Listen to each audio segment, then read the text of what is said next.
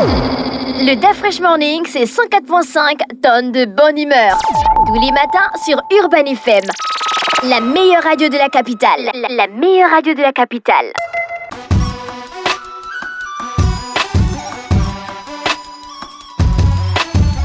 Vous êtes sur les 104.5 Urban FM, la station urbaine avec Jean-Paul. Jean-Paul, bonjour. Bonjour DaFresh. Comment tu vas ce matin? Ça va très bien. Et la fête des amoureux, ça s'est bien passé? Oui, bon, ça s'est passé comme un jour normal. Hein, pour oui, moi. mais tu as quand même fait la photo. Je t'ai vu, tu as posté la photo. Oui. Avec ta dessinée. Oui. Voilà, toi tu es un vrai gars. N'est-ce pas? Il y a le sorcier ici, là. On ne cite pas le nom des contemporains criminels DaFresh. de guerre. Qui ne veulent pas poster les photos. N'est-ce pas? Bref, c'est la sorcellerie. Jean-Paul, l'actualité internationale nous amène où? Nous amène à Pékin, en Chine, où hier, le président iranien Ibrahim Raïssi a entamé une visite officielle de 72 heures en Chine. Et il faut savoir qu'Ibrahim Raïssi, c'est le président iranien. C'est la première visite officielle depuis 20 ans d'un chef d'État iranien à Pékin. C'est la preuve que depuis l'année dernière, il y a eu véritablement un rapprochement entre Téhéran et Pékin. Et ce rapprochement-là a véritablement commencé lors de la conférence de l'organisation l'organisation de la conférence de Shanghai, qui est une organisation qui se veut un peu comme une espèce de je dirais pas G7 bis, mais disons que ça se voudrait comme une autre organisation qui soit en fait sur un plan économique et financier pour essayer de concurrencer les institutions de Bretton Woods. Et donc, au cours de cette rencontre qui avait eu lieu le 22 novembre, je crois, en Ouzbékistan, Ibrahim Raïssi et Xi Jinping s'étaient rencontrés pour la première fois là. Et je pense que les choses se sont accélérées parce qu'il faut savoir que l'Iran, depuis plus de 30 ans, fait l'objet de sanctions de la part des États-Unis. Et donc, elle n'a cessé, depuis notamment, si tu veux, la sortie des Américains de l'accord sur le nucléaire iranien, il ne faut pas l'oublier, c'était sous Donald Trump en 2016. Les Iraniens cherchent à la fois comment essayer de maintenir cet accord-là, ou du moins essayer d'éviter que l'on en revienne à la situation qui précédait celle de 2015, où véritablement la situation du pays était très difficile sur le plan international.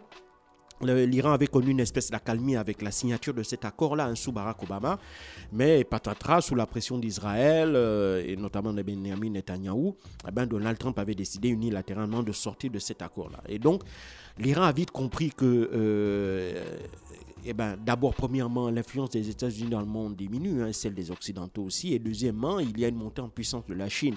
La Chine est devenue un pays incontournable dans le monde, et en plus, la Chine, l'avantage, c'est le voisin de l'Iran. Donc, ils se sont dit que, au lieu d'aller chercher des partenaires du côté du Golfe Persique, là-bas c'est un peu compliqué avec l'Arabie Saoudite qui est le grand rival, autant mieux se tourner vers la Chine. La Chine qui n'est pas un adversaire économique, puisque la Chine est un véritable mastodonte par rapport à l'Iran. Ce n'est pas un adversaire politique non plus, parce qu'il ne revendique pas une influence sur des territoires. Et donc, par contre, on peut nouer un partenariat économique avec la Chine, qui est un géant mondial économique. C'est la deuxième puissance économique de la planète. Et donc, cela a amené les autorités iraniennes véritablement à développer les relations avec la Chine. Et donc, rien que l'année dernière, il y a eu à peu près pour 12 milliards et demi de dollars d'échanges, principalement dans le domaine de l'énergie, des transports et évidemment de nouvelles technologies. Et donc, l'Iran a importé pour 12,7 milliards de dollars d'équipements chinois. Et lors de cette visite d'Ibrahim Raïssi à Pékin, il a été accompagné par son ministre de l'économie, son ministre des transports et son ministre du pétrole. On estime qu'environ 25 accords seront signés afin de permettre que dans un moyen terme, les échanges entre l'Iran et la Chine passent de 12,7 milliards de dollars à 100 milliards de dollars. Donc c'est très ambitieux. Mais derrière tout ça, en réalité, comme je ne cesse de le dire, on assiste en direct à une recomposition du monde. Et véritablement, la Chine essaye de créer, par le biais de partenariats économiques, elle essaie de créer des alliances. Et alors, elle crée d'abord des alliances avec des pays déjà qui sont en froid avec les Occidentaux. Donc, c'est ces pays-là qui constitue véritablement la cheville ouvrière de, si tu veux, son axe de développement diplomatique dans certaines zones. Il ne faut pas penser, notamment en Europe et en Asie. On le voit notamment avec l'Iran et avec la Russie. Avec l'Afrique, le cas n'est absolument pas le même. Elle est le premier investisseur du continent. Elle est aussi le premier créancier. Donc, elle a permis de financer des investissements énormes. Elle a, à travers des prêts très avantageux, grâce auxquels elle se fait rémunérer parfois en nature, via les ressources naturelles dont regorge le continent. Et donc, la Chine a bien compris que dans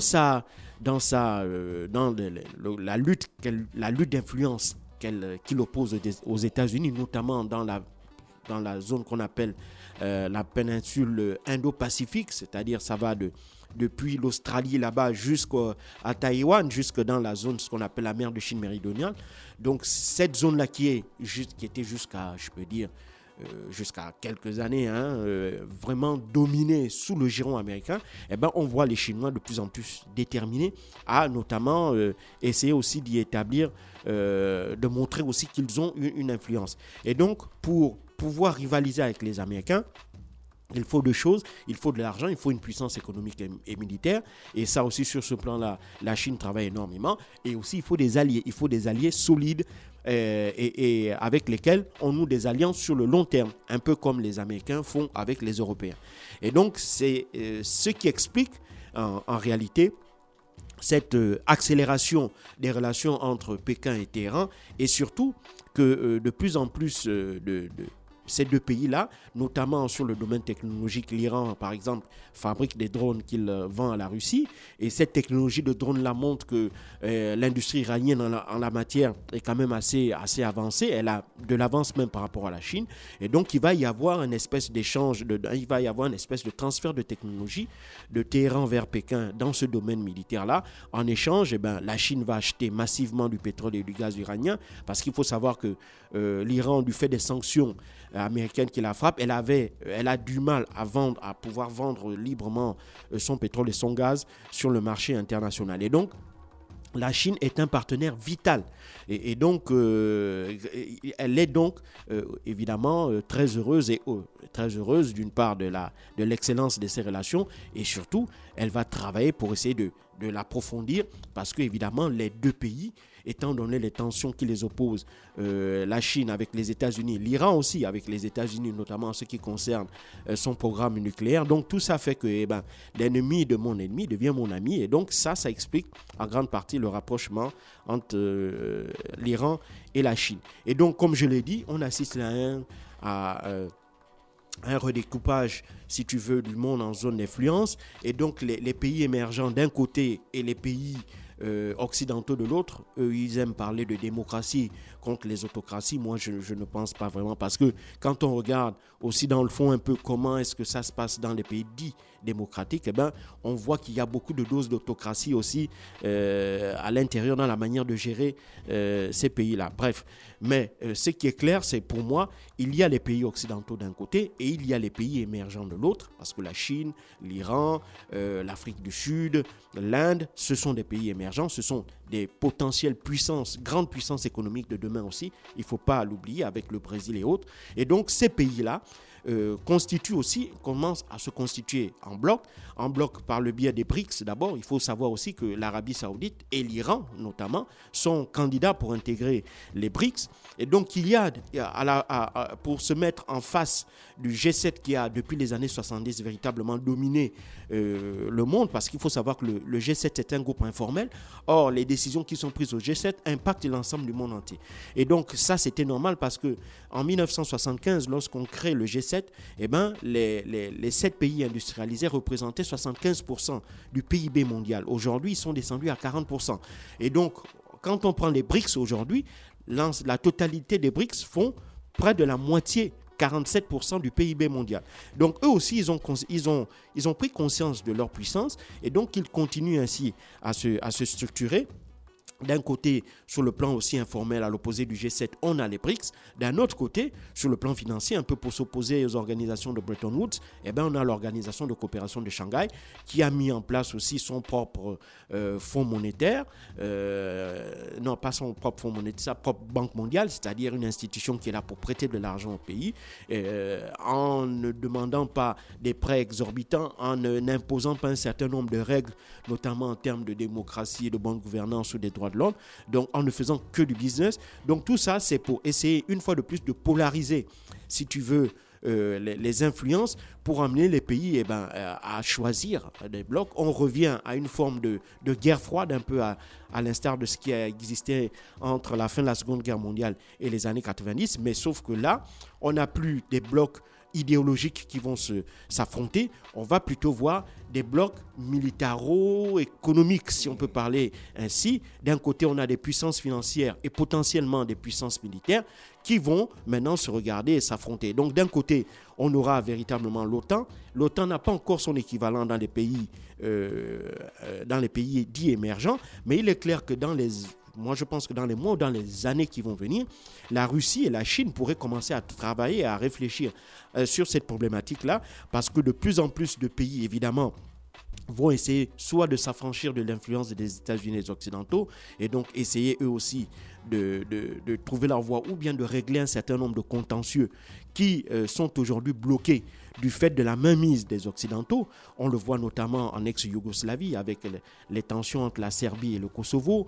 On le voit par exemple aussi en Arabie Saoudite, notamment, en Arabie Saoudite, dans le Golfe arabique, avec notamment la question du Yémen. On le voit aussi un peu partout ailleurs. Donc ces questions-là, cette réalité-là, de voir de plus en plus ces blocs des pays émergents-là s'organiser, d'abord en bloc économique, puis en bloc politique, puis en bloc militaire, ça c'est quelque chose auquel il faudrait s'y attendre dans les années à venir, étant donné que de plus en plus de tensions liées notamment liées notamment à des questions d'influence ou des questions de géopolitique. On le voit entre la Chine et les États-Unis sur la question de Taïwan.